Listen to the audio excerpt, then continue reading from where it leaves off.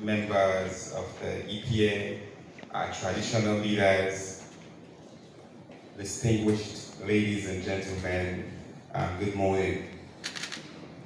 I'm quite delighted actually to be here today. I wouldn't be anywhere else. I was supposed to have been on the road, but I called to say I must come here because this event focused on collaboration, learning, and adaptation.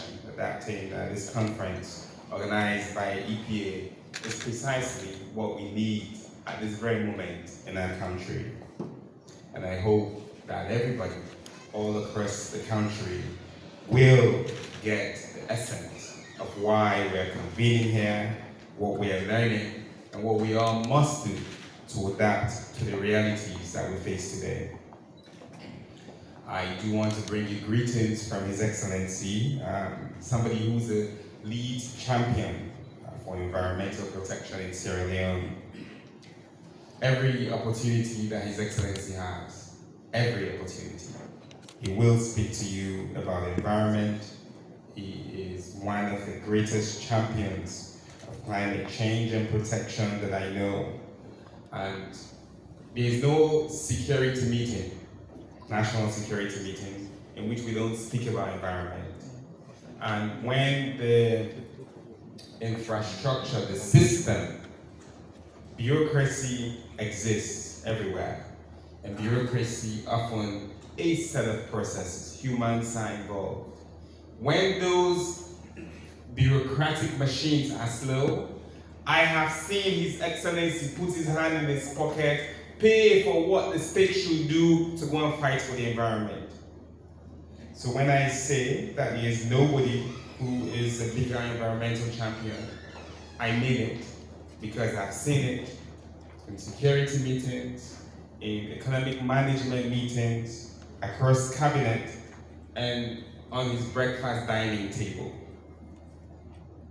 So I come here today to champion some of that enthusiasm, some of that energy, and to reaffirm our commitment to EPA, to the ministry, and to every Sierra Leonean, that we don't just show up here because we have to check a box. There's no box to check.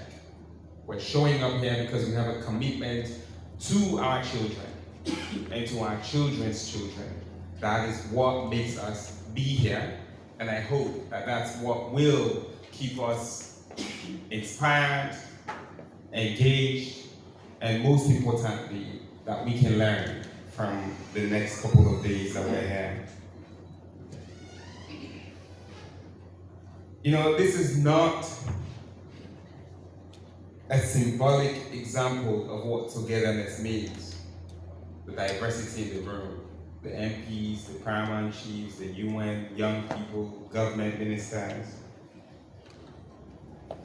It is only through togetherness that we will be able to deliver on the vision that we are shaping here today. So I'll focus on two of those priorities, those targets that the convener and his entire team has highlighted for us. I'll focus on what we must do to shape the future and how we can strengthen our networks. So learning and collaboration. As we all know, this is an era defined by rapid, unpredictable environmental shifts. And this is compounded by climate change, biodiversity loss, and resource depletion.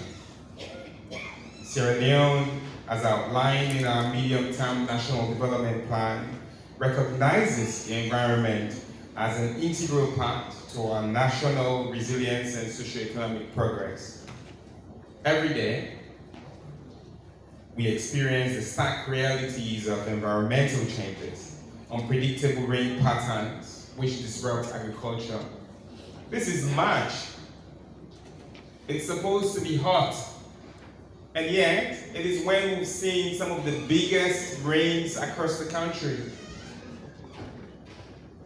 When last did we see rain in March? Not just in Freetown, but in Kenema, in Kabbalah, and in other places across the country. Now, before you think, oh well, it's okay, for those who are farmers, farmers make their plans based on when the first rain falls.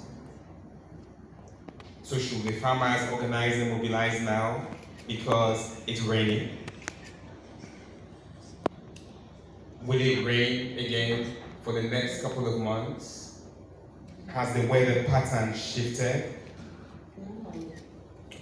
We have seen images of entire schools collapsed in Plantain Island. Maybe you've never been to Plantain Island. Maybe your child does not go to school in Plantain Island. But the people who are in Plantain Island are Sierra Leoneans who may become ministers and members of parliament and directors of EPA if only they had a school to complete their education. We see that there are devastating floods displacing thousands of Sierra Leoneans. And you may say, oh, it doesn't affect you. But there is nobody in this country, in this room today, who's not connected to somebody who has been affected by flooding and these hazardous weather conditions. You may just not pick up their WhatsApp calls, and that's okay, that's on you. But you know somebody who has been affected by these weather patterns. So it's on all of us. The emergency is for all of us, and it's affecting all of us. These climate-induced phenomena are not any more abstract or distant. They are tangible, they are shaping the lives of our mothers and grandmothers and brothers and uncles in our villages. They are shaping the economy, they are shaping the health outcomes that our children face, and the very essence of what makes our country a country, community. Yes, we have seen and experienced catastrophic weather things and phenomena in Freetown. We see it every day. Those who travel across the country see the print there. But isn't it striking to you that there are people who are building houses just 100 meters, you just go 100 meters this way, you see some foundation there?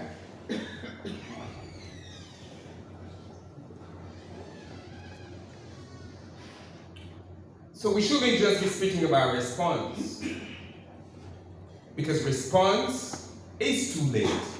Response is not what we should be focused on. My hope is that the conversations that we have over the next couple of days in these sessions must be about how we stop, reverse, because the least we can do is slow down. If not, we will crash.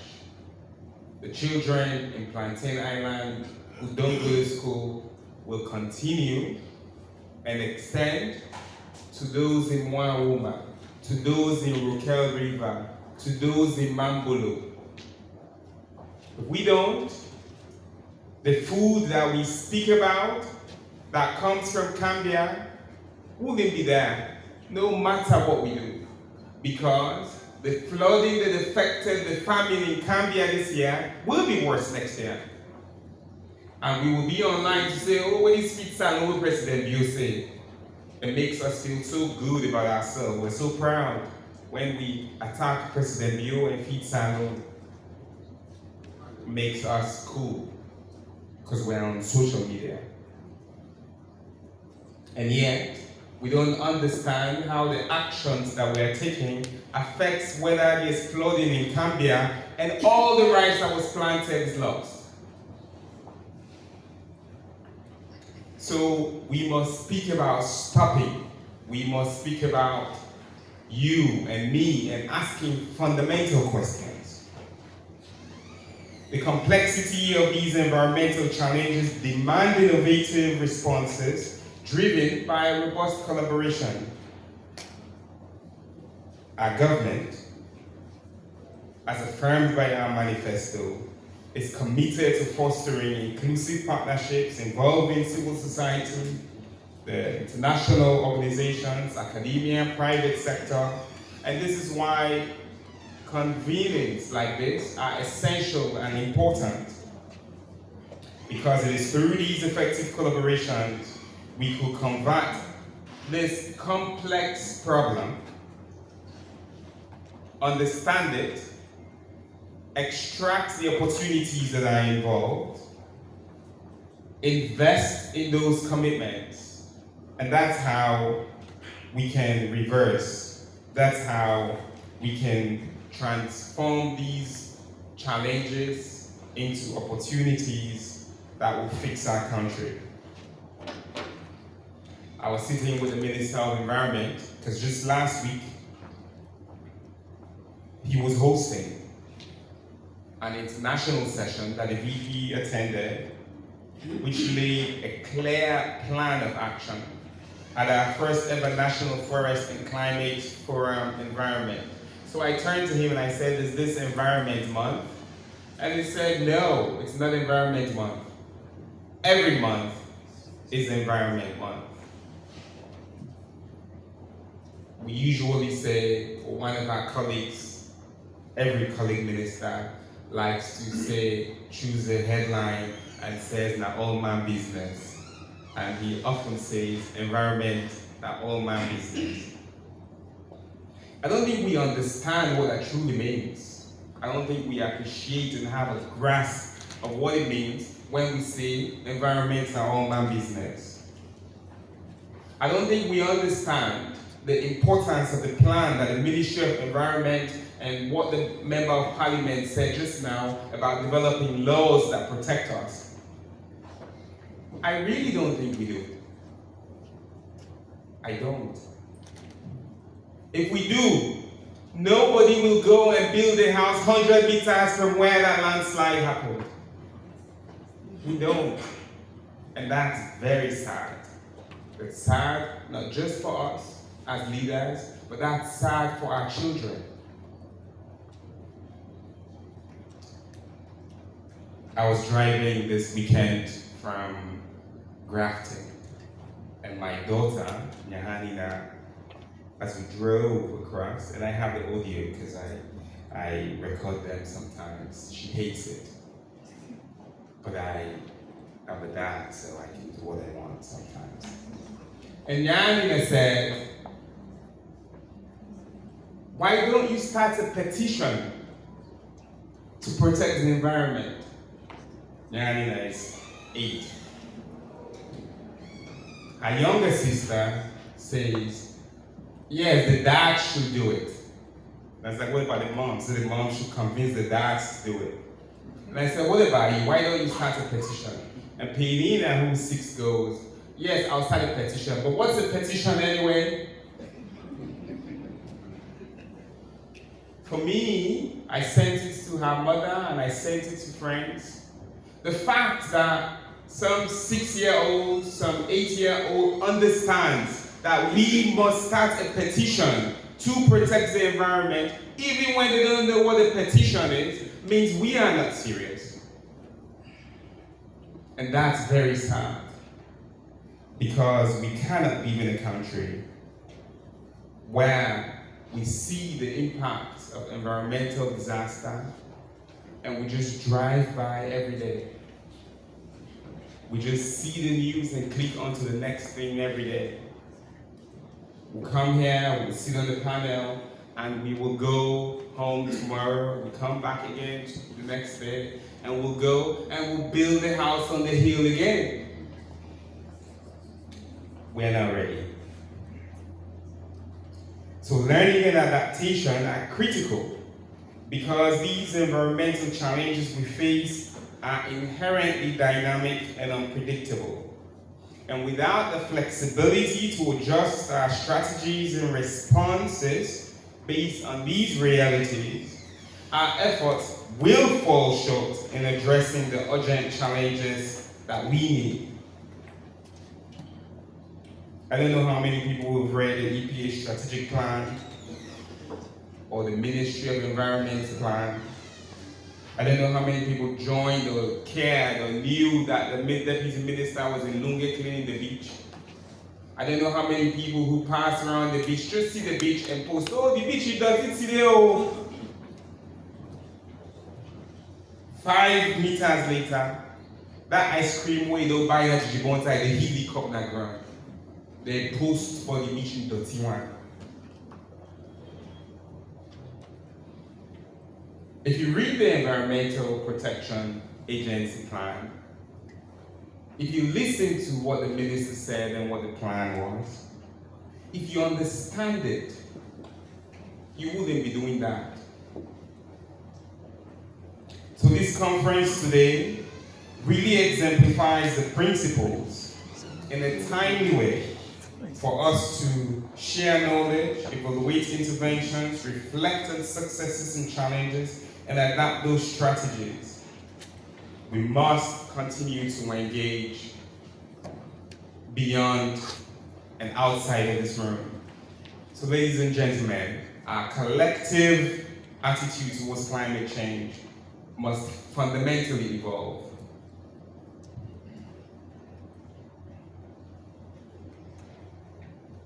Climate change is not a distant threat.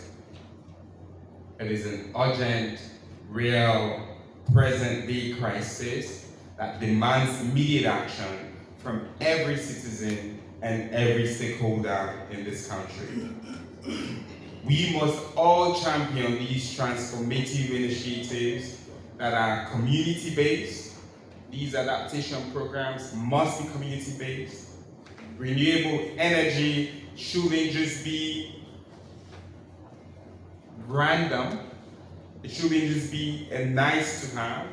And that's why our government, even as we think about robust energy solutions, our government is exploring renewable solutions. In Lunge, 40 megawatts, in Kamakwe, 50 megawatts, in Newton, in Bo. It is not 200 megawatts that we need today in Freetown. But if we just keep wanting immediate solutions today, because that's what we need today, we don't build for the future. We must be proactive, and that should be our resolution, to mitigate the harmful impacts of climate change, such that we can ensure sustainability and well-being for our children. It's too late for Nyani and her people. It's for their own children.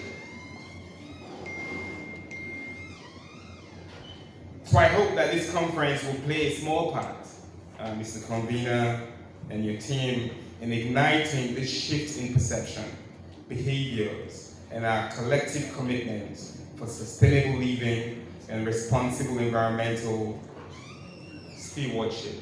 Now, it can all sound like jargon to you. It goes in, it comes out the other way. Other might get sense, they talk about English. When I can pass now, when I turn, when I see about Creek, if they can't join. Well, this year, we in the past every year, this year. Well, you take and say, oh, na government for goodie. A policeman, they go there, they put a busy policeman, they will laugh, put on a video, TikTok. Well, this year, when you see where Aberdeen Creek, they can't join them, well, this year. Well, you can see where the beach, they full of the water, they cross, they go under. What's going to happen to them people like this? Well, this year, that government now go build the hose. That government now go take the pad and put up on the water. They can't build concrete water so it will sink. Oh yes, that government now allow. Who is that government? Whose government? Western Area Peninsula. Well, they still in the born and set fire up there. Nobody is here. When they drive, they pass, you see smoke, they come out, they cry. You don't remember, say, hey, what's in the happening to me? Last week, I hosted people when we come on, all them hit man. One part hit man, we don't come. They go burn the place where what's how they come on. All the pipe they burn. Nobody they see down there. How come entire community don't get water because somebody go burn the bush and the pipe there? We know this here. Guma, When Guma get for broke, as minister can say, all the people on the island, they all they die. They know this year. They don't say Guma one day get for broke. One day, Guma they broke. Why? Because na natural down. Not you know they live forever. Then people they just don't decide say we Guma broke, they all for die.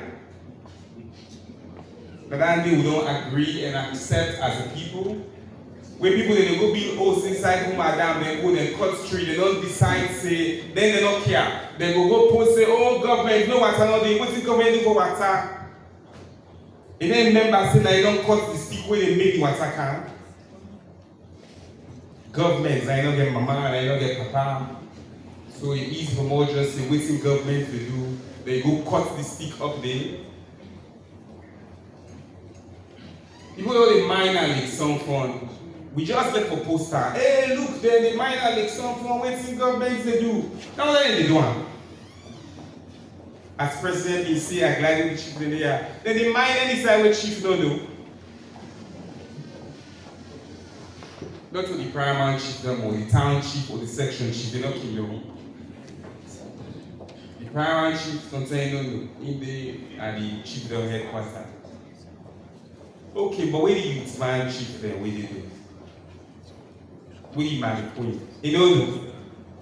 So where John Griever say Tayama, where they go start go by and the north they start to. Then they call and Taye. Now how do they call brown permit there? Baggy. Now you don't turn baggy. Go the drive when they see say this Taye. Now you don't turn baggy now. We know those sides start. So if we feel like this is jargon, we're not serious. Honorable members, if we feel like this is about making laws and speaking, we're not serious.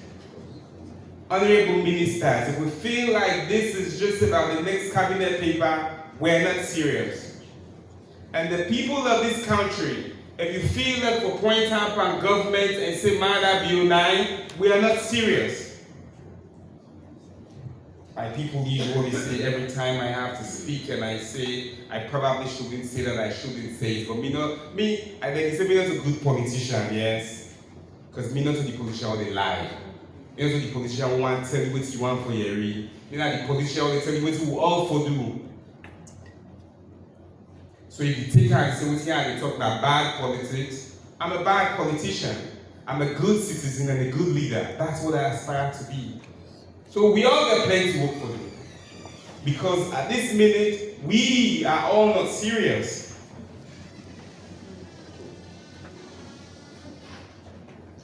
We sabi the people that they cut less stick than they. We sabi the people that they mine at their pace than they. We sabi the people that where they go born up their hill than they. When you go today, I will call one panel and say, you sure say you don't remember how this day affect you all? You sure say you don't think about how this day make Waterloo for run next year or in 5 years or in 10 years? The realities are true. We all get for bill hosts. Well, not all money for bills, not all money for bill hosts. We have to live and invest smartly. Not all man million. Now, to genuinely address these complexities of climate change, our discussions and deliberations must embody the spirit of inclusion. True inclusion. I don't say when I want to say radical inclusion, but just true inclusion.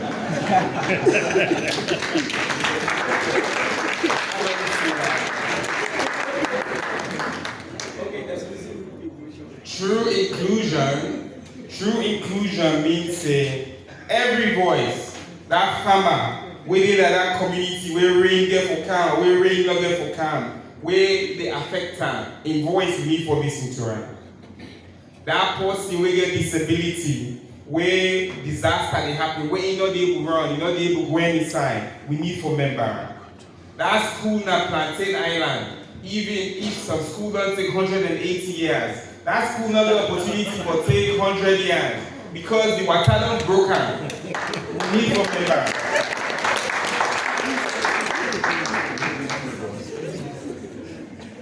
So our government feed saddle flagship program underscores this commitment to incorporating environment, sustainable development into our activities, from Freetown to Waterloo to Village and Wodikomo.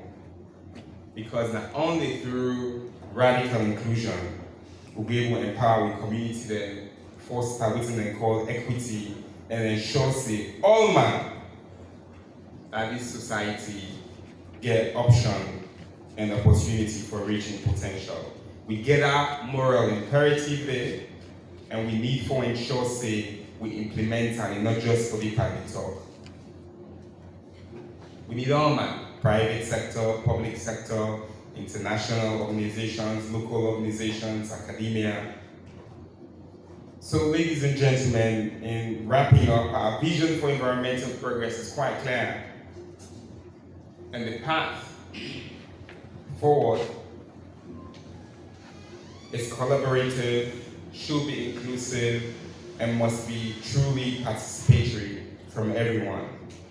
So as we engage in this essential dialogue, let us renew our commitment and our dedication to partnership, innovation, inclusivity, and resilience. And let us commit to meaningful actions, ensuring a sustainable, prosperous future for Sierra Leone and the planet we all have. So what you gonna do? When you come where, what you get for do? You really watch that, what you do? There are many things that we can do, but a lot of them are also simple. Next time you're walking along the beach and you eat your jijibonta ice cream, do not put the cup on the ground. And before you say, oh, that is a money man business, when you buy granates in the street, no hit the granite and the plastic inside the gutter. Where you be the next house, like Lando, not inside Western area. Consider, say, may you not cut all the stick there. This country, as you buy land, you go burn all the cut all the stick there. You want to win like your own self. Consider that. More not talk about you want to win not to your own. Mr. Minister, every month is Environment Month, and I support that vision. I spoke a lot about gloomy things and crazy things because that's the reality. But I must end on a little bit of hope. Environment is not just disaster. Environment is full of opportunities that will make me get money back. You see that solar keke there? If you use solar keke, you may buy Fiero. E-bikes, e-wheelchairs, young people will come in to innovate, better, clean cooking. That's what try there. You say many people can use their data wisely, they go there, everything can be lying, say. But on this one, on energy, we should be more energy efficient, yeah?